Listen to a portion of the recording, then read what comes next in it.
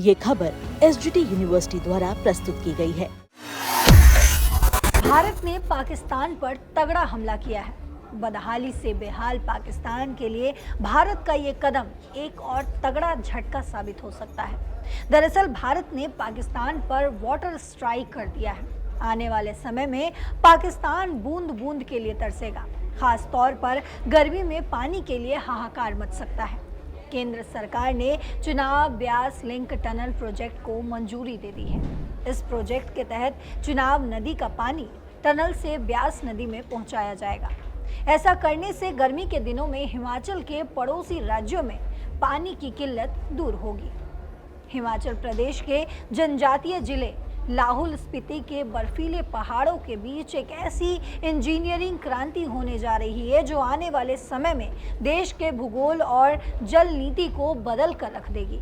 राष्ट्रीय जल विद्युत निगम यानी कि एनएचपीसी द्वारा घोषित 2352.17 करोड़ रुपए का चुनाव ब्यास लिंक टनल प्रोजेक्ट केवल कंक्रीट और टनल का ढांचा नहीं है, बल्कि ये आधुनिक भारत की एक ऐसी महत्वाकांक्षी योजना है जो रेगिस्तान की प्यास बुझाने से लेकर पड़ोसी मुल्क पाकिस्तान की धड़कनें बढ़ाने तक का हिम्मत रखती है। समुद्र तल से हजारों फीट की ऊंचाई पर स्थित कोकसर में सर्दियों के दौरान तापमान -20 डिग्री तक लुढ़क जाता है। ऐसे में जमी हुई चंद्रा यानी कि चुनाव नदी के पास भारी मशीनों को संचालित करना और पहाड़ का सीना चीरकर टनल बनाना किसी चमत्कार से कम नहीं होगा।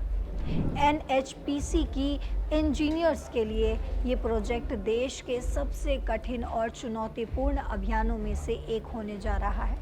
इस प्रोजेक्ट का सबसे दिलचस्प पहलू इसकी भू राजनीति से जुड़ा है। सिंधु जल समझौते के तहत चुनाव के पानी पर पाकिस्तान टकटकी लगाए रहता है, लेकिन भारत अब अपनी कूटनीति और तकनीकी क्षमता का इस्तेमाल कर इस पानी को पाकिस्तान बहने देने के बजाय टनल के रास्ते अपने ही देश के अन्य राज्यों की तरफ मोड़ने जा रहा है। भारत का ये कदम अंतर्राष्ट्रीय नियमों के दायरे में रहते हुए पाकिस्तान को पानी के मोर्चे पर बड़ा राजनीतिक संदेश देगा। लाहौल की चंद्रा नदी सर्दियों में पूरी तरह जम जाती है और वहां जीवन ठहर सा जाता है।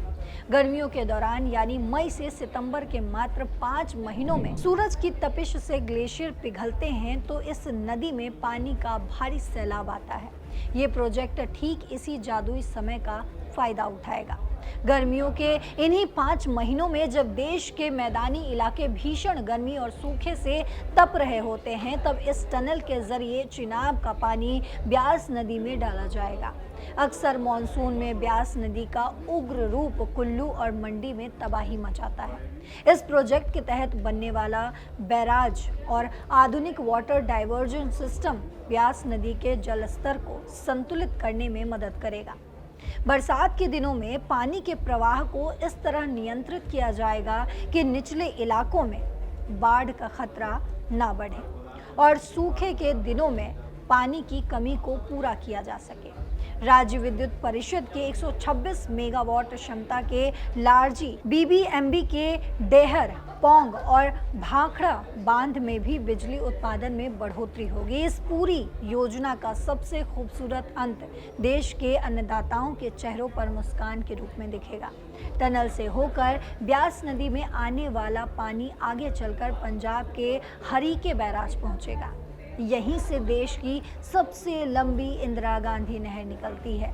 गर्मियों के महीनों में जब राजस्थान के थार रेगिस्तान और हरियाणा के खेतों को पानी की सबसे ज़्यादा ज़रूरत होती है, तब पहाड़ों से आने वाली ये जलधारा वहाँ फसलों को नया जीवन देगी।